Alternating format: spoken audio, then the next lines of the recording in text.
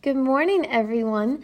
Today we are going to start our land use notes, and guess what? This is the very last set of notes. Today and tomorrow will be the very last set of notes until we are completely done with everything for this class. So yay, how exciting.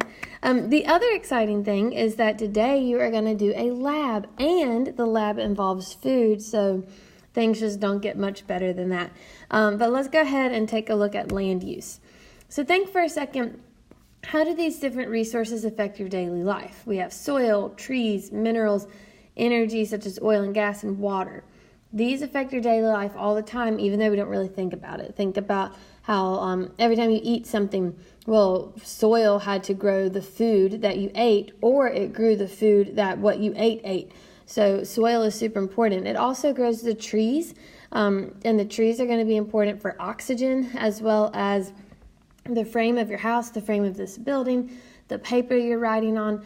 All of that stuff is made from trees. Minerals, if you like technology, you like minerals, because that is part of the technology that you have is made up of different cords and wires that have minerals within them. Energy, oil and gas, if you like heat and you like light and you like your cell phone, you like energy. And then water. Hopefully, one, you're drinking the water. And then two, hopefully you bathed or at least brush your teeth today. So all these things affect our lives in many, many, many ways. Don't write this down, but although it's necessary to use these resources, we do have to remember that every time we use them, it has a consequence. For every action, there is a consequence, whether it's a good or bad one. But what we are going to be focused on for this environmental section is when we have such a rapidly growing population, our resources have to be conserved so that we have enough for the population as we continue to grow. This is a review, so unless there's something that you just did not write down in Unit 6, then you don't need to write stuff down. So that's a good thing about this set of notes, is it is filled up with so much review, which is great because you're about to take your NCFE in a couple days. So water consumption. 70% of the Earth's surface is water, which we know. Most of that is the ocean. 97% of that 70% of water is salt, leaving us only 3% of fresh water. We know that 2% of that fresh water is frozen, so we have less than 1% that's usable to us. So that's just kind of how our water is broken up, which is why we need to conserve. Because remember, we have water balance, but water balance is precipitation equals evaporation globally, not locally though. So even though we have the same amount of water on the earth at all times, it's not always in the same place, and it's not always fresh water, because sometimes it goes back to the ocean. So the water cycles through the earth while conserve, and that's because of the whole water balance being global but not local. Moving on, I have the bolded stuff that you do need to write down. So water consumption, agriculture, hopefully you know this one, so if you do, you don't have to necessarily write it. But agriculture is where most of our water goes to in the form of irrigation. Remember, irrigation is when you are watering crops. It's the water that farmers are going to use to manage the farms.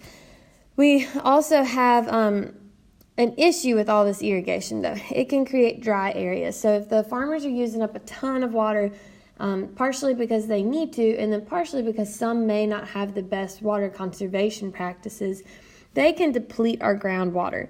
So this is the issue with agriculture overusing water, is depleting groundwater. It can create those dry areas, which can, one, lead to drought, two, it can create sinkholes, it can just do all sorts of things. And this is the other big thing that it can do that people don't necessarily ever think about. So definitely make sure you write down this bottom point. But over time, irrigation can cause salt to build up in the soil, and plants don't like to grow in salt.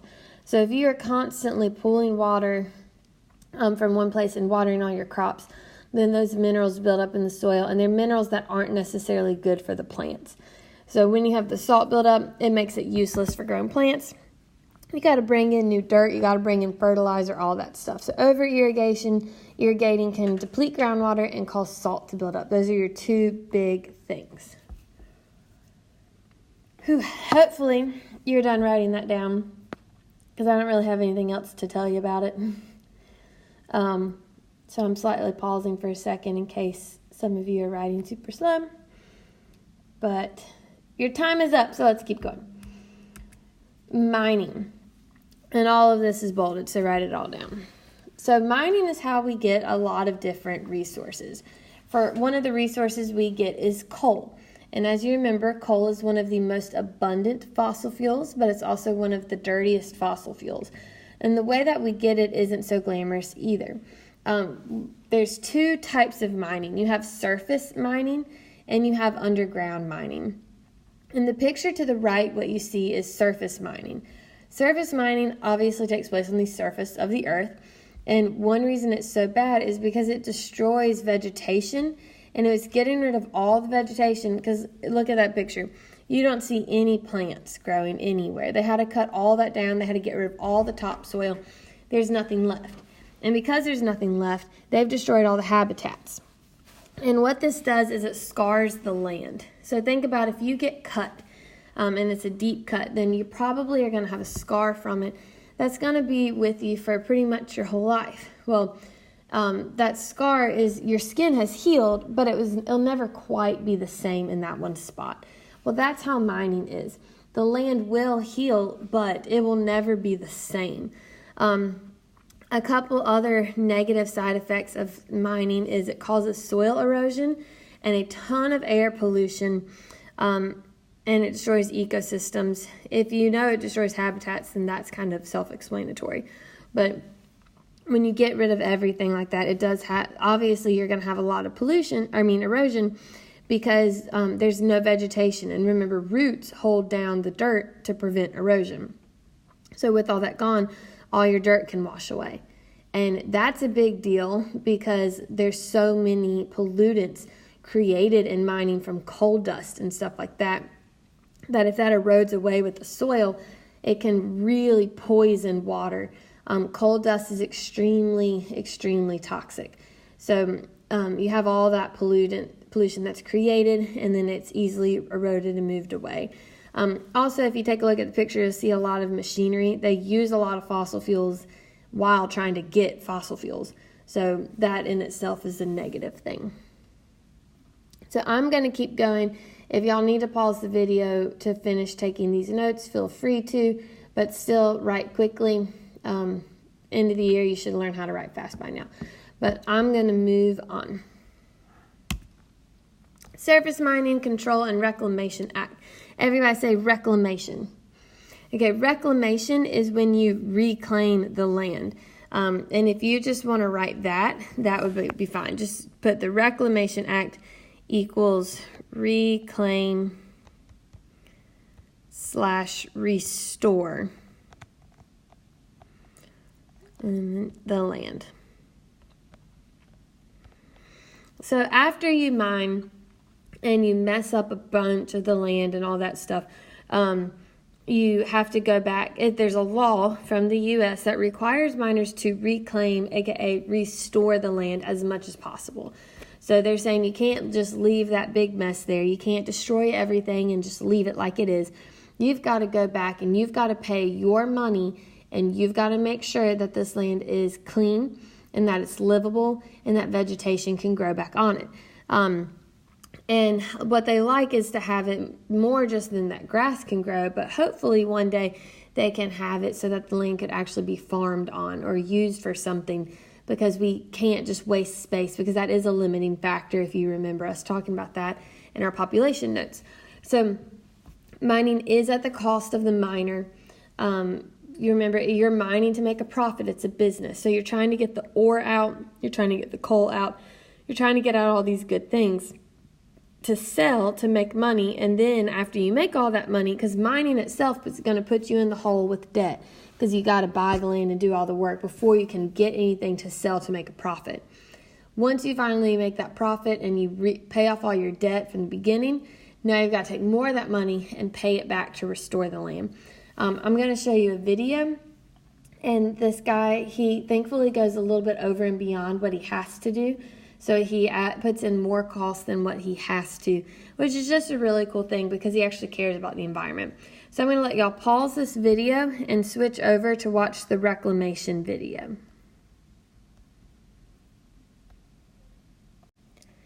Okay, I hope you enjoyed the video and that you learned a little bit from it. Now we are going to move on to our lab, which is where you are now going to mine for ore or coal. Ore, O-R-E, is just another name for like a precious metal or mineral. So you're going to mine for your precious metal or mineral, which is a chocolate chip. But you are going to have to reclaim or restore the land when you are done. So the whole point of the lab is that you get as much profit as you can, and the profit that you get is selling your chocolate chips. Those are the valuables. And then you have to fix the land, restore it, reclaim it back. And remember, everything you do for that is at a cost for you. So you're trying to restore the land the best that you can while also making as much money as you can. And so I'm going to go over briefly the lab. The instructions are on the lab sheet. So if by the end of this video you're like, well, what was I supposed to do? Read the instructions. And once you read the instructions fully, you should understand what to do. So I'm going to quickly go over them. You are going to have a cookie, a piece of graph paper, and then you're going to have to buy a tool. So let me flip over and show you the lab sheet real quick. Here it is. So this is the paper that you will be getting. You're going to have to, this is kind of like the Lovey Lab. You're going to have to buy a type of cookie. There's two types of cookies. I haven't actually bought the cookies, so more than likely you'll only have the one kind, and if that's the case, we'll just all have to pick the same price. So we can just, if there's only one type of cookie, then let's go Chips Ahoy, so everybody will spend $900. So you have $900 to buy your land. The other thing you're going to have to get, because you're going to work with a partner, is one person each needs to get some form of mining equipment. So you have to get two. You can get 2 paper clips, 2 toothpicks, or you can get one of each. What you cannot do is break open the paper clip and say, oh, look, I have 2 paper clips. That would be the equivalent of you buying a tractor and cutting the tractor in half and saying you now have 2 tractors. It doesn't work that way. So you cannot break your equipment just to use it. So each of you needs to pick your tool, and you will have to buy that. Next, you'll get a cookie. And notice it says to place the cookie, you're going to place the cookie on graph paper, and you're going to trace the outline of the cookie in order to get the area of it. So that's what this is. So I have my cookie, and this will show up in just a second. I have my cookie on the graph paper, and the first thing that it says to do is to trace it. So I'm going to get my pencil, and I'm going to trace around the outline of my cookie. And you're going to get as close to your cookie as you can. This is so that you can get the area of the cookie. So once you trace the cookie, remove it, and you count the number of squares. A partial square counts as a full square. So if you only have a half of a square like I have up here, that still counts as 1 square. So let's pretend I counted, and I counted 50 squares total. We'll write that number down. Record the area. So write it down, make sure you have it. Before you begin mining, because you're going to have to time yourself, you're going to have to time how long it takes you to mine out all of your chocolate chips. So you and your partner can mine at the same time while running a timer on your computer, not your phone. We do not use phones. You have computers. Once the mining begins and you started timing, you can only use the tools to mine, not your hands. So you can only use your tools. Now, if you need to hold the cookie still, that's okay. But what you can't do is pick the cookie up and break it and start picking up chocolate chips with your hands. You've only got to use either your toothpick or your paper clip in order to mine. But again, if you just need to hold it steady so it doesn't fly off the table, I'm fine with that. Mine over the graph paper. That way it can catch all the crumbs. So once you've started mining, you have to begin your timer. Don't forget to start your timer or you mess everything up. Don't do that. Any part of the cookie that falls on the floor or something that's lost, and just ignore it. You can throw it in the trash can, but you've lost it in terms of the land. So your goal is to dig out as many chocolate chips as possible. The chocolate chips are later going to be sold. And I'm going to show you on the next slide, certain chocolate chips will count for more money. So as you're mining, you need to mine with that in mind. So we trace the cookie, we count our squares and write the number down. And then when we're ready to start mining, you have to start a timer. So that's the first part of the lab. Make sure you are all paying attention to that. Now let's look at how much the chocolate chips sell for. If you get a whole clean, meaning it doesn't have a bunch of crumbs on it, intact chocolate chip, then that means the bank will later buy that for $500, which is the most that they're going to buy it from. If you have, quote unquote, a dirty chocolate chip, meaning it has crumbs everywhere on it. So if you look at up here, these look pretty clean. This chocolate chip right here, it's covered in crumbs. So that would be a dirty chocolate chip. So you got the clean ones, and then you got the dirty ones. The dirty chocolate chips are going to be purchased for $200. And then if it's little bits of a chocolate chip, what you do is you cluster them together so they look like they're the size of one chip. And because they're broken up, they only sell for $100. So as you're mining, you're going to try to get as many clean, intact, whole chocolate chips as possible, or even dirty whole chocolate chips, because all the ones that get broken and have to be clustered together to equal the size of one chocolate chip, they sell for the least amount of money. And while you're mining, because you want to get as many chocolate chips as you can, the cost is $50 per minute. So time is money, and quite literally it's costing you here. So your goal is to mine as efficiently as possible for the best product as possible. After the cookie has been mined, stop the timer. So when you are done mining, stop the timer. Because if you just keep the timer running, it's $50 a minute, and that's going to keep costing you. So when you get as many chocolate chips as you can, you stop your timer. Now it's time to reclaim your land. So first what you need to do is sort your chocolate chips out. Move all the whole ones over, the dirty ones over, the partial ones over. And you can count how many of each you have. And there's a place on the lab sheet to record it. So you'll move your chocolate chips over, and now it's time to actually reclaim the land. When you reclaim the land, you are using your mining tools to do that.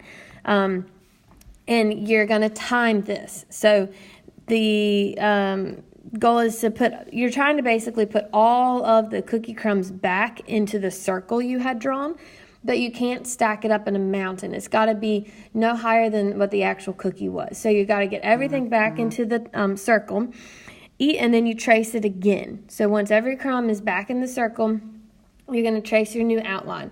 And so if my new outline is a little bit bigger than the circle because I couldn't fit everything back, then I count all the squares that were in my new bigger circle. And that's all the land that in addition, and that's going to cost me $50 per square that was outside the original number of squares. So you had your original square, you reclaim your land, you retrace your cookie. Any full or partial square that's bigger than your original circle was, that costs you $50. So then you time that, see how long it took you to reclaim, and then you can move on to the last part of the lab. So that's what you're actually doing. And now I'm just going to show you the actual lab sheet so you can see where you're going to write this information down. So all this information again is written here for you to see. So the type of cookie, the cost of your cookie, which more than likely is going to be $900. The initial number of squares, so that's the first number you counted. The final size of the cookie is after you reclaim it, how big was it then? That way you can subtract the two. What tools did you buy? And it multiplies it by the cost, so that way you know how much your mining equipment cost you. Time spent mining. So if you mined for 7 minutes, 7 times 50 is the cost of that. And so then it tells you quite literally the cost of your cookie, which is up here, your mining equipment cost, which is right here, and your time cost, which is right here.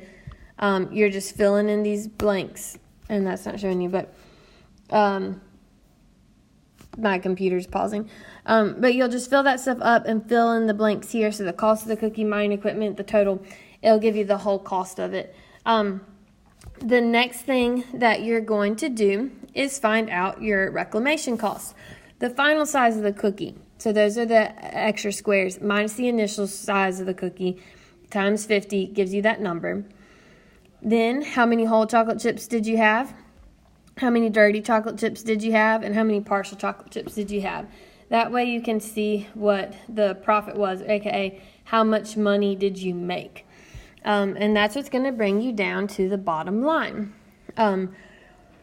Again, all of this stuff, I know some of you are probably rolling your eyes at the math involved. It's simply filling in the blanks, and I believe in all of you to do it. So it gives you the bottom line, tells you what to fill in to get your cost. And at the very, very bottom, there's a couple of lab questions that are just asking, were you able to restore the land? Well, was there something, were your minerals evenly distributed? Stuff like that. So just things about your cookie, basically, is all you're looking at there. When you're done with this, put both names on the lab sheet and you will turn it in. My recommendation, even though I went over the whole lab with you, is make sure you and your partner, both of you, understand the lab before you start the lab. And you don't actually have to time the reclamation costs, I realized as I read this, but you have to time how long it took you to mine it. You don't have to time how long it took you to reclaim it. But read the instructions, make sure you all understand it. And if there's any extra cookies, y'all are welcome to eat them. They probably do contain peanuts. So if you have an allergy, please don't eat them. Please don't die. If you have any other allergy you're wondering about, make sure you read the package first. But enjoy the lab, enjoy your cookies, and happy mining.